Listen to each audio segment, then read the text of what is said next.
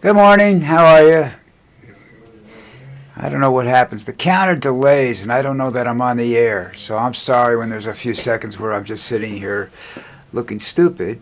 But, now I'm looking stupid and talking, which is, who knows whether that's a relationship or not. Let's see. Okay. So, the big thing now is something that was done yesterday, and people have been talking about it more than anything else. Of course, there's the Epstein thing, or Epstein, whatever. I don't know what the hell to pronounce his name, and I don't care. The guy's a moron. He's dead. What's he gonna do? Come back from the dead and start screwing with people again? I don't think so. So anyhow, what I'm here to tell you... Oops, wait a minute. There's Lucy. Sound asleep. Oh no, she woke up. I tell you, every time she hears her name, she wags her tail. When she's outside, she doesn't even pay attention. It just drives me nuts. Anyhow, I think she knows it too. Anyhow, what I was talking about. Oh, this nationalization of the elections. And people say, what are you talking about?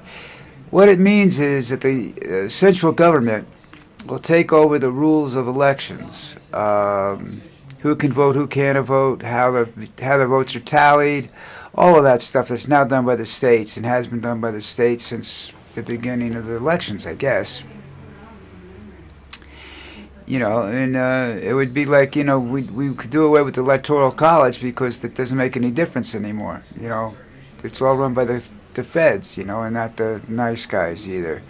He wants it to be done by the Republicans. So that would turn us into a fascist state. The problem I have with that is that I've never witnessed somebody getting elected that shouldn't got elected except Trump. All right? I look at him and I question the amount of votes he gets and everything else because I just can't see the appeal of the man, Now, Kamala Harris losing that election, she was going to lose that election if Richard Nixon came back from the grave and ran against her. She just wasn't a good choice. She got involved into it too late. And she's not going to, if she runs again this year, it's the same thing. She's getting involved too late.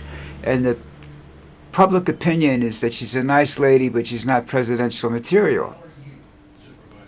Now, I know that Vance and Rubio both want to be president, and they would definitely jump at the nationalization of the election process. And neither one of them is going to be a good president.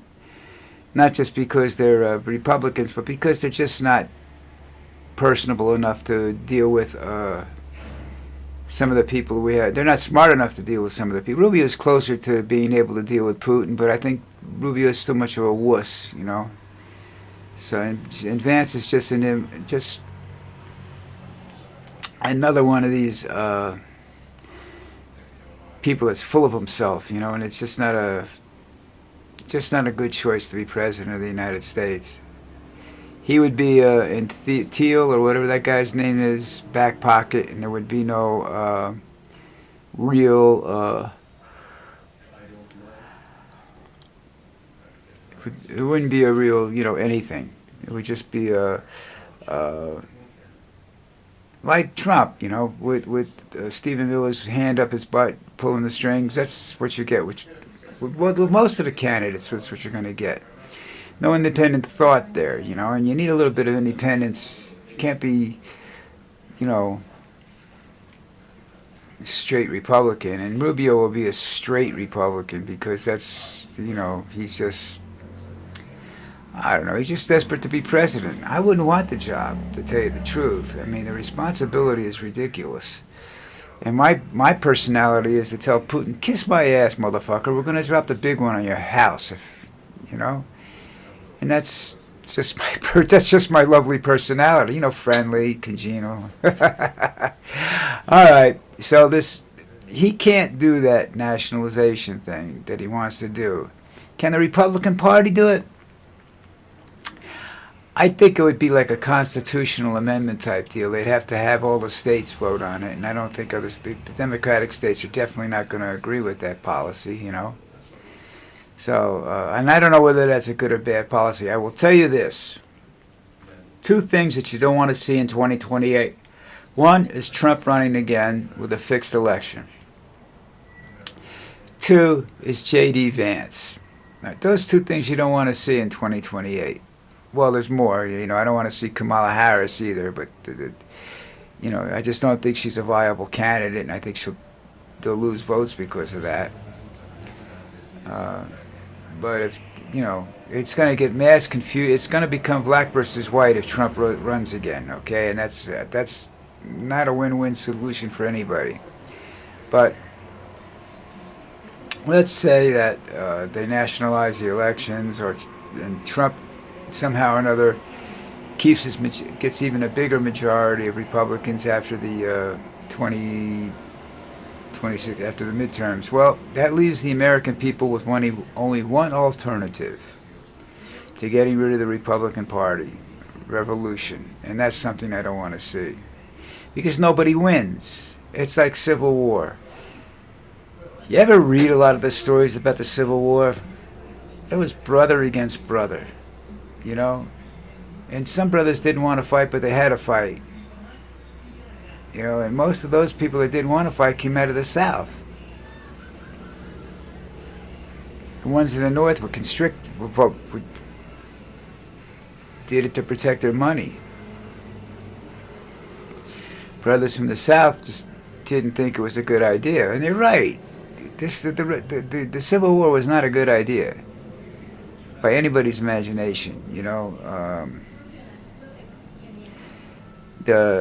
If you looked at it from a national perspective, which we didn't have nobody had the ability to do that back then. The news was 3-4 days late, sometimes a month late, depending on where you lived. People were fighting in a lot of places a month after the war was over because they didn't know the war was over. Not because they wanted to keep on fighting, they just didn't know the war was over. It's now you can get everybody fighting at one time, and who cares? I mean, let's look at the American Indian. If I was the American Indian right now, Native American, they didn't have the vote when they were fighting for the United States. 15,000, I think, or it's not 15 million. It's 15,000 of them that were fighting in World War I, and the many, many, many, many, many thousands that fought in World War II. I don't know whether they had their citizenship by then. But if I'm the Native American Indian, I get control of Montana and Wyoming and maybe Colorado and North Dakota, and I try to secede from the United States, not to join Canada, although I think Montana would have a good chance on it because the Cheyenne Reservation is in both countries. I think it's Montana. I'm not sure. I have to check. This is just coming off the top of my head. But, and not really be part of Canada or the United States, just an independent country. They would have control of several missile sites, nuclear missile sites, which I'm sure the American people would not want. Who's ever in charge wouldn't really appreciate that. But you have to understand, these people are more peaceful than any other group of people in the United States. You push these people to a wall and they'll fight. But they're also willing to negotiate. So that's part of the problem. Okay, I just lost my headphones. All right. So I don't know what's going on, but that's okay. I'll deal with that later. But and then bring the other tribes north, the Apaches and whatnot. Now, would that happen? I don't know. but that probably would be a better place to live in terms of what they would do for the climate and how they would take care of their people, and getting medical people to these people and whatnot, and it would just be different. But that's a possibility. Now, there are, I forget, 2 million members of the Army, something like that. Plus, you got the Marine Corps, the Navy, and all that. The Navy is not going to be a factor if that happens, unless they're going to go to the Great Lakes or something like that and try to, or they try to send their fighter planes or drones or whatever. But I just think that why should they, want to fight for a country that's so screwed up? Why do we want to? Why are we thinking of a revolution? As a solution. We've always been able to negotiate, but the problem now is that we're killing each other, and that's one of the reasons you don't want AI getting bigger and stronger, because all we're doing is proving the theory that Hawkins and all these other great scientists have had, that the greatest danger to this planet, to humanity, is humanity itself. Okay?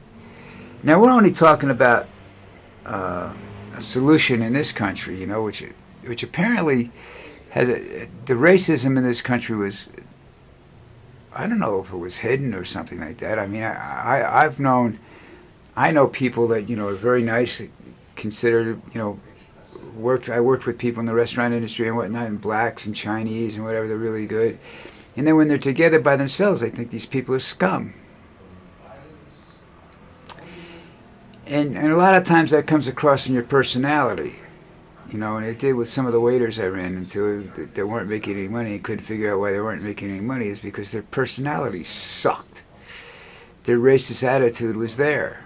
They wouldn't, they couldn't be congenial. They couldn't even fake it, I don't know if I'm a racist or not. I have a tendency to lose my temper with certain groups of people every once in a while.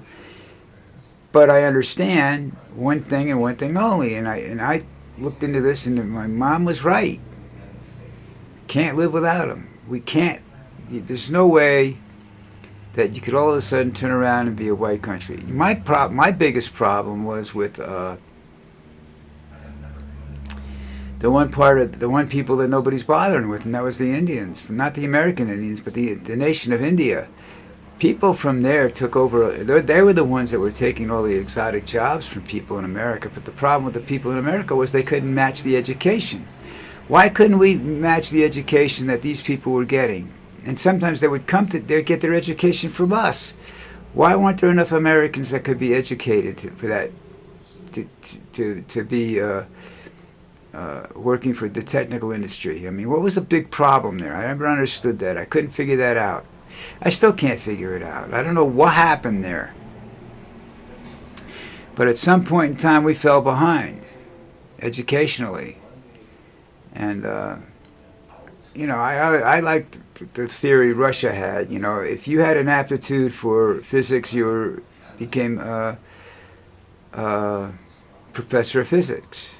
And they said, but I don't want to be. I want to be a carpenter or something, or I want to be an artist. No, screw that. You're going to do what we tell you to do. Now, did that make more creative people? I don't know. When you force people into a situation, like me, all right? I couldn't understand why I had to take 12 years of English. I speak English. I can write a letter. So what? I don't like periods and things like that. I just don't actually use them that much, and I don't talk like that. I don't talk with commas and everything else in it, and it's a lot of run-on sentences when I talk, so that's why I write. People don't like that, especially English teachers. They get real upset. My mom understood me. She was an English teacher, but she understood me. I was forced to take courses that I just didn't like. You know, I had to take 2 years of English in college, and I said, I don't want to study English literature in college. I don't like English literature. You know, my desires in literature are murder mysteries and adventure stories. They're not classics like Romeo and Juliet. You know, which is all love stories are tragedies, and I don't like that. You know. All right, listen. Enough about this bullshit. You know, can you tell that it's really difficult for me to fill this time spot with bullshit? All right, I have to go do a live video, so I have to save some of the bullshit for that. So everybody have a great day. Hit the subscribe button, please. Hit the subscribe button. All right, I want to grow this channel. I want to be able to do some other things with it, but I can't unless I get the subscribers. So hit the subscription button, and I will talk to you tomorrow.